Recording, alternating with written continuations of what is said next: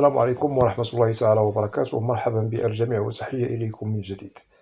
برنامج اليوم هو برنامج مهم موجه خاصة إلى الإخوة والأخوات الذين هم مقيمون بالولايات المتحدة الأمريكية، سواء الذين هم لديهم الجرين كارد والذين كذلك لديهم الجنسية الأمريكية. بالطبع التساؤل المطروح عن أسماء مراكز خدمات الهجرة بالولايات المتحدة الأمريكية، وخدمة للتساؤل المطروح من طرف هؤلاء بالطبع قمت بتنزيل هذا البرنامج لأجل أن أعرفكم ولكي أوضح لكم أسماء مراكز خدمات الهجرة والمواطنة USS بالولايات المتحدة الأمريكية، لكي تسهل عليكم معرفة مسار إجراءات ملفاتكم المقدمة، سواء للأزواج أو مثلا المقدمة للم شمل عائلي، سواء للأبناء أو كما وضحنا الأزواج والوالدين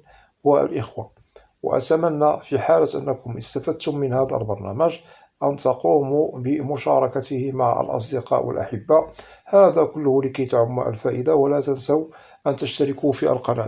إذن بالنسبة لأسماء مراكز خدمات الهجرة التي تتابع أو تستقبل ملفاتكم من الولاية التي تقيمون فيها، بالطبع سوف نذكرها لكم بأسمائها. وهذه الولايات هي محسوبة على رؤوس الأصابع، تستقبل جميع ملفات الهجرة التي تتعلق بالمهاجرين المقيمين بالولايات المتحدة والذين هم مقدمون لأزواجهم وكذلك مقدمون لأهلهم. هنا نؤكد على الدائرة الأولى والدائرة الثانية. للتأكيد، كل ولاية من ضمن الولايات التي قدمتم منها فهي خاضعة للولايات التي سوف نذكرها لكم بأسمائها بعد قليل. للتوضيح، مثلا مهاجر مقيم بولاية نيويورك وقدم على لم شمل زوجته فرضا، فالولاية التي قدم فيها طلبه أو ملفه هي تخضع أو تتبع لولاية فيرمونت، واللائحة طويلة التي تتعلق بكل ملف هجرة مقدم من طرف مهاجر بولاية باسمها، أو مثلا من طرف مهاجر وكلتموه على تقديم ملفكم لدى دوائر الهجرة بالولايات المتحدة. وهنا نؤكد بأن كل مهاجر لديه عنوانه، لديه إقامته، والولاية التي هو مقيم فيها باسمها. بالطبع الولايات التي سوف أذكرها لكم التي تخدم أو تستقبل ملفات الهجرة على العموم من كل الولايات 50 هي تسهل عليكم متابعة إجراءات ملفاتكم المودعة لديها والتي استقبلتها من الولايات التي أنتم تقيمون فيها.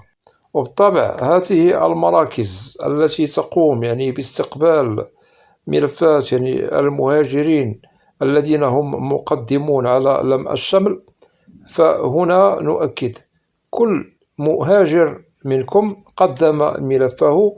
بالطبع سوف دائما نجد بأنه يطرح السؤال في ذهنه، والذي يدخل في صلب إجراءات الملف ووضعه. كل هذا ممكن متابعته عبر الموقع التابع لمركز خدمة الهجرة والمواطنة بالولاية التي استقبلت ملفكم. وبالطبع هذه الولاية التي أنت تقيم فيها فهي خاضعة للولاية التي يتم فيها دراسة ومعالجة الملف الذي يخصكم والذي قمتم بتقديمه سالفا لأجل لم شمل أهلكم إلى الولايات المتحدة الأمريكية. وبالطبع هذه الولايات التي تخضع لها الولاية التي أنتم قدمتم منها فهي تدرس وتتحكم في جميع إجراءات مسار ملفات الهجرة المقدمة من جميع الولايات 50. أتمنى أن تكون هذه النقاط واضحة. نبدأ بسرد مراكز خدمات الهجرة والمواطنة USS والولايات بأسمائها. هناك مركز خدمات الهجرة بولاية كاليفورنيا، وهناك مركز خدمات الهجرة بولاية نيبراسكا، وهناك مركز خدمات الهجرة والمواطنة بولاية تكساس، وهناك مركز خدمات الهجرة والمواطنة بولاية فيرمونت، وهناك مركز خدمات الهجرة والمواطنة ببوتوماك. ننتقل أولا للتوضيح. في حالة أنه أنت أو أنت كمهاجرين مقيمين بالولايات المتحدة بهذه الولايات التي سوف أذكرها لكم، فأنت أو أنت تخضعون إلى ولاية كاليفورنيا. هنا نؤكد، مثلا أنت مقيم بولاية أريزونا، فأنت تخضع إلى مركز خدمات الهجرة بولاية كاليفورنيا. في حالة أنت مقيم بولاية هاواي، فكذلك أنت تخضع لمركز خدمات الهجرة كاليفورنيا. في حالة أنت مقيم بكاليفورنيا، كذلك نفس الشيء تخضع لمركز خدمات الهجرة بكاليفورنيا. في حالة أنك تقيم بولاية نيفادا، فكذلك نفس الشيء أنت تخضع لمركز خدمات الهجرة بولاية كاليفورنيا. وهناك إقليم اسمه إقليم غوام، كذلك هذا يعود إلى الولايات المتحدة الأمريكية، هي جزيرة تعود إلى الولايات المتحدة الأمريكية. بالطبع في حالة أنك مقيم أو أنك مقيمة بهذا الإقليم، وهو عبارة عن جزيرة، فأنت كذلك تتبع لمركز خدمات الهجرة كاليفورنيا، أي ولاية كاليفورنيا. أتمنى أن تكون هذه النقاط واضحة. إذا وضحنا هنا بأن الولايات المذكورة أو هذا الإقليم هي تتبع لمركز خدمات الهجرة والمواطنة. إذا كل من هو يقيم بأريزونا أو كاليفورنيا، هاواي، نيفادا، إقليم غوام، فأنتم معنيون بمتابعة ملفاتكم التي تخصكم، رغم أنكم قدمتم بأريزونا أو هاواي أو نيفادا أو إقليم غوام أو كاليفورنيا، فأنتم بالطبع خاضعون لولاية كاليفورنيا، أي لمركز خدمات الهجرة والمواطنة USS كاليفورنيا. أتمنى أن تكون هذه النقاط واضحة. أنتقل إلى الولايات التي تخضع لولاية نيبراسكا.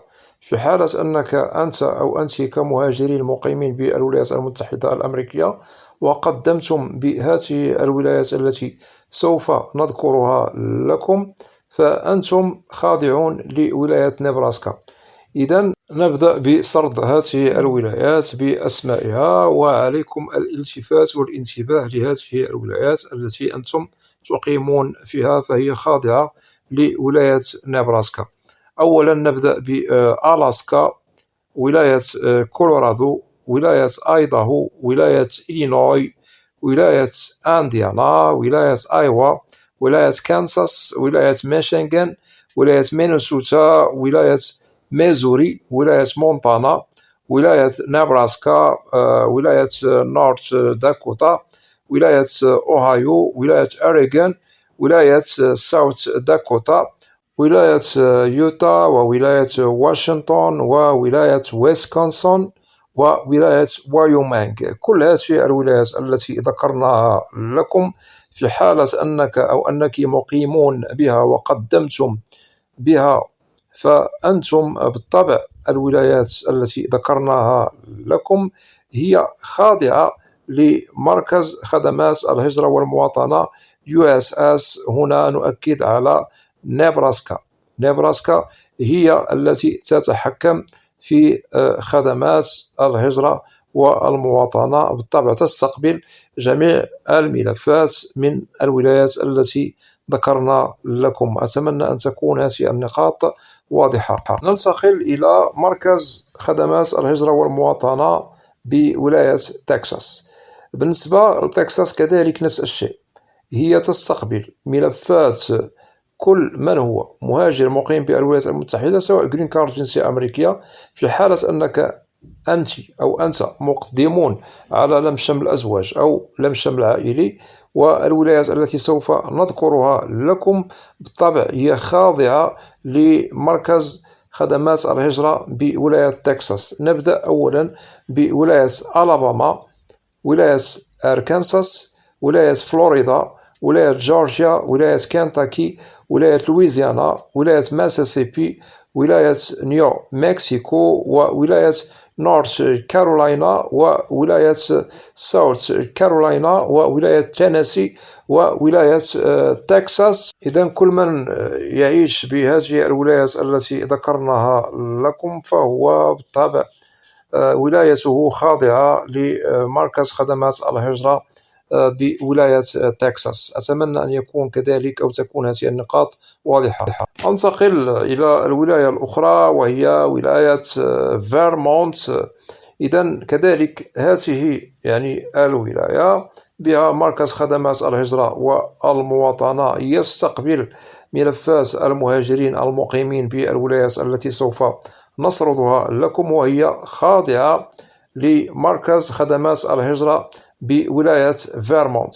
أولا نبدأ بولاية كونتيكت، ننتقل إلى ولاية ديلاور، وولاية مان، ولاية ميرلاند، ولاية ماساتشوستس، ولاية نيوهامبشير، ولاية نيوجيرسي، ولاية نيويورك، ولاية بنسلفانيا، وولاية رود آيلاند، وولاية فيرمونت، وولاية فيرجينيا، وولاية واشنطن يعني العاصمة، وولاية يعني فيرجينيا الغربية.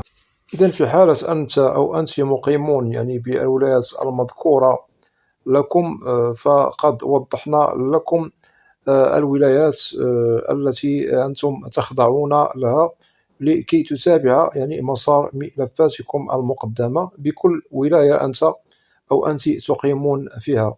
بالطبع ذكرنا لكم كاليفورنيا، نيبراسكا، تكساس، فيرمونت، وهناك مركز خدمات الهجرة كذلك بوتوماك.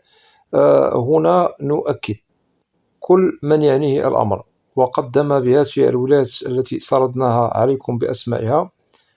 بالطبع هنا وضحنا لكم كل مركز خدمات هجرة، وهي مقسمة وتتحكم بالولايات بأسمائها. إذا إن شاء الله خير سوف أقوم بتنزيل برنامج آخر نوضح فيه عناوين مراكز خدمات الهجرة والمواطنة بالولايات المتحدة لكي تسهل عليكم التواصل معهم. أي أن هناك عنوان يتعلق بمركز خدمات الهجرة بكل ولاية باسمها، وكذلك سوف نوضح لكم أرقام يعني مراكز خدمات الهجرة التي تتحكم أو التي ولايتك خاضعة لخدماتها. أتمنى أن تكون هذه النقاط واضحة، وأتمنى أن تكونوا في الموعد. وبالطبع أنا قد توصلت بأسئلة متعددة تخص هذا البرنامج الذي قمت بتنزيله اليوم، وهناك إخوة بالطبع مقيمين بالولايات ال50، قدم مثلا بولاية بنسلفانيا، قدم بولاية إلينوي أو تكساس أو إلى غير ذلك. وهنا التساؤل المطروح عن الولاية التي يتبع لها يعني الملف المقدم بالولاية التي أنا أقيم فيها. إذا وضحنا لكم يعني النقاط المهمة الأولى، وإن شاء الله سوف أواصل معكم لكي أعرفكم على معلومات مهمة عن مراكز خدمات الهجرة والمواطنة لكي تكونوا يعني على بينة من أمركم، ولكي تعرفوا ما لكم وما عليكم من النقاط الأساسية والمهمة التي تتعلق بإجراءات الملفات المقدمة من طرفكم سواء لأزواجكم أو لأهلكم، سواء درجة أولى أو درجة ثانية للم الشمل العائلي إلى الولايات المتحدة الأمريكية. وأتمنى أن تكون جميع النقاط واضحة. وفي حالة أنه لديكم تساؤل يتعلق ببرنامج اليوم أو أي برنامج في القناة فلا بأس أن تقوموا بوضع تعليق عبر القناة، وسوف تجدوا الإجابة عبر البرنامج المعروف في القناة، برنامج أسئلة وأجوبة، لأنني لا أستثني منكم أحدا. وأتمنى من الإخوة والأخوات الذين لا زالوا لم يشتركوا في القناة، أدعوكم للاشتراك في القناة وتفعيل زر الجرس ليصل إليكم كل جديد.